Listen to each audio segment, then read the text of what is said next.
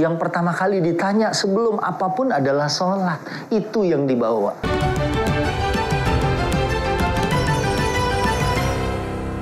Gak ada yang mustahil bagi Allah Subhanahu wa ta'ala, ya. Karena orang-orang kafir tuh gak beriman. Musyrikin Makkah gak percaya. Tapi Sayyidina Abu Bakar begitu ditanya, dikonfirmasi sama musyrikin Makkah, itu tuh sahabatmu yang bernama Muhammad, kata mereka, masa melakukan perjalanan cuman pada malam hari subuhnya sudah balik. Ya, dari Masjidil Haram ke Masjidil Aqsa aja bisa sebulan waktu itu perjalanan.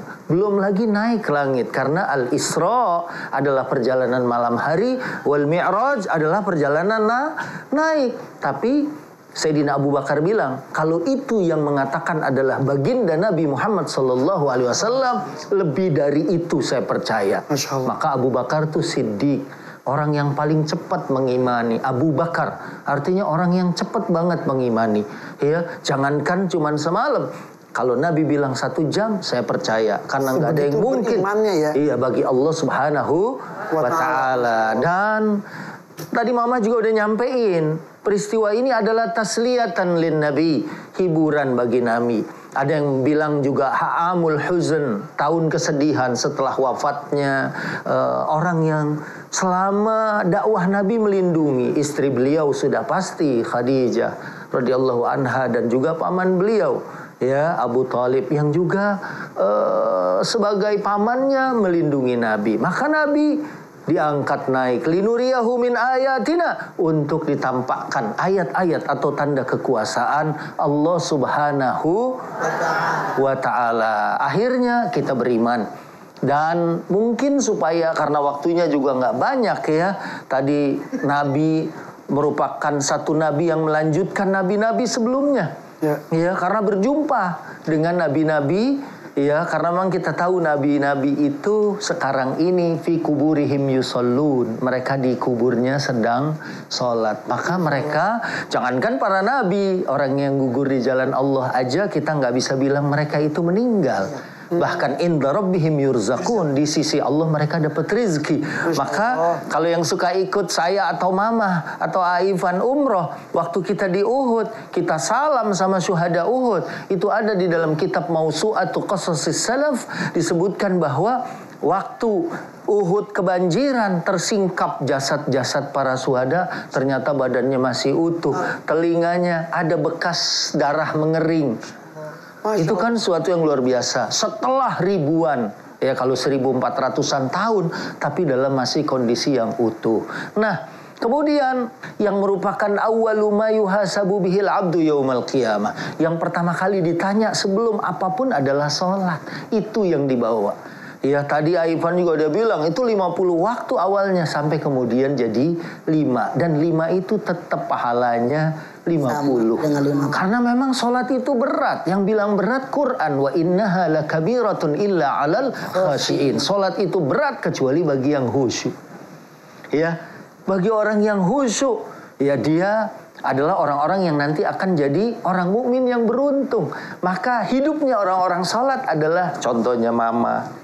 Ya, karena sholatnya insya Allah adalah orang-orang yang mengikuti apa yang diajarkan oleh baginda Nabi. Mudah-mudahan sholat kita nanti muqarrab min rabbihi, menjadikan kita dekat dengan Robnya. Syaratnya baca dulu. Kadang sujud aja ada nggak tahu orang. Sujud itu kan lutut dulu, tangan baru kepala dahi. Atau ada yang tangan dulu baru kalau kepala dulu Ustaz, itu yang nggak boleh. Yusuf lu kejedot pan. Maka kalau dia belajar bacaannya, ngerti syarat rukunnya, insya Allah sholatnya, ini buah dari Isra Mi'raj, akan menjadikan hidup kita hidup yang mudah. Jadi ibadah itu harus tahu ilmunya juga, jangan hanya ikut-ikutan saja, begitu ya Ustaz? Iya, pernah saya lihat orang sholat, kan tahiyat miringnya ke kanannya, tahiyat akhir, dia malah ke kiri. Aduh, ya. Jadi kan begini, kayak bikin lope kali.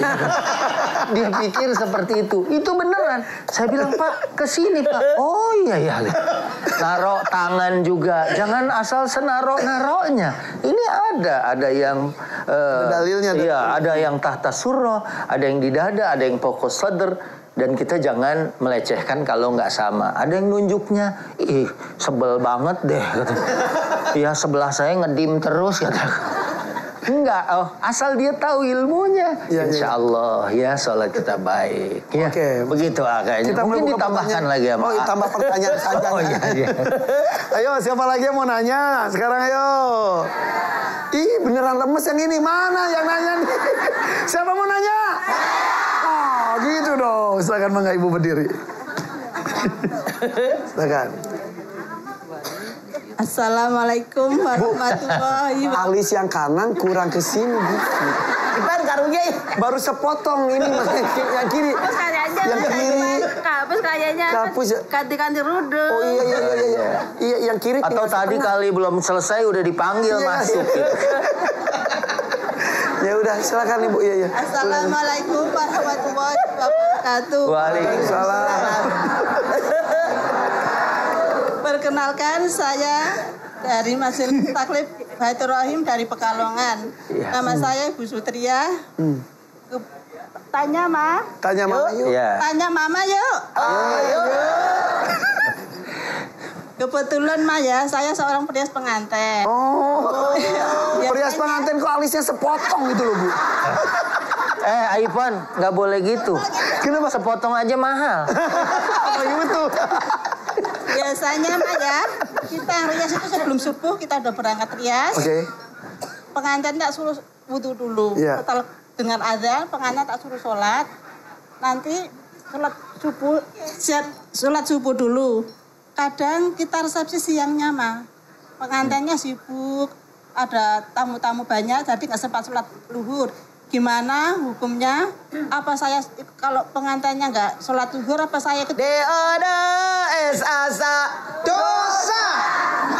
Mah, tapi yang nggak sholat si pengantinnya, kenapa dosanya? Kan dia yang dandanin. Makanya dandanin pakai ilmunya. Jangan pakai bedak yang waterproof, Bu Sutria. Pakai bedak yang gampang dibasuh dengan air. Luntur pas nangis ntar mah. Dengerin dulu, lu jangan nyaut mulu nih. Iya. Lu dengerin kalau orang tua ngomong. Jadi Bu Sutria, biar ngehapusnya mudah, dia berwudu, bedakin lagi. Walaupun pengantin jangan berlebihan. Tidak ada tawar-menawar, saya yang ngambil untung. Gitu. Ada lihat aja Al-Baqarah 42. Iya. Gimana Pak Ustadz jika ibunya suruh udah sholat dulu yuk, pengantinnya enggak sayang make upnya Ya. tadi gitu. Tadi kan Ibu Sutria ya sebenarnya sih sudah bagus ya mengarahkan pengantinnya Wudu untuk lah. wudu supaya dia bisa sholat. Itu mudah-mudahan poin kita. Mungkin aja ada yang nolak, saya emang nggak biasa sholat subuh misalnya. Itu bukan urusan kita. Yang penting Ya. kita sudah Ya. menyuruh. Ya. Ayo sholat dulu 2 rakaat aja gitu ya kan. Emang 2 rakaat. Ya, iya, kan nggak banyak-banyak. Sebentar baca kulhu atau kulhu. Ada yang kulhu saya nggak hafal ya. Itu aja Al-Ikhlas gitu. Sama. Itu misalnya kita udah arahkan. Terus ini bagus saran dari Mama ya. Kita sebagai make up artist gitu ya misalnya kan nanti biasanya harus ganti baju. Menjelang zuhur biasanya ganti. Bisa dari akad ke resepsi gitu ya. Kalaupun harus pakai yang waterproof, seandainya harus pakai itu karena kata Ivan kan kalau nangis nanti jadi kayak lahar di sini. Kan ada yang buat ngebersihin. Iya, nanti dibersihin. Pas jam mau mendekati zuhur, ibu bersihin, dia wudhu, nanti bisa Sholat zuhuran. di situ. Sesuatu yang nggak bakalan lolos kalau sholatnya nggak ada. Tidak ada alasan Yang sama ibu sekali. jangan lupa ya, jangan sampai bilang ya gampang sholatnya di jamaah, itu yang ibu pantang, jangan bicara, ibu tanggung jawab di hadapan Allah, oke? Iya. Makasih Mama. Oke. Ustadz. Assalamualaikum warahmatullahi wabarakatuh. Waalaikumsalam. Sut. Bawa pensil alisnya. Pan karunya. Bener mah yang sebelah kiri mesti setengah. Tuh, bener kan ya tuh?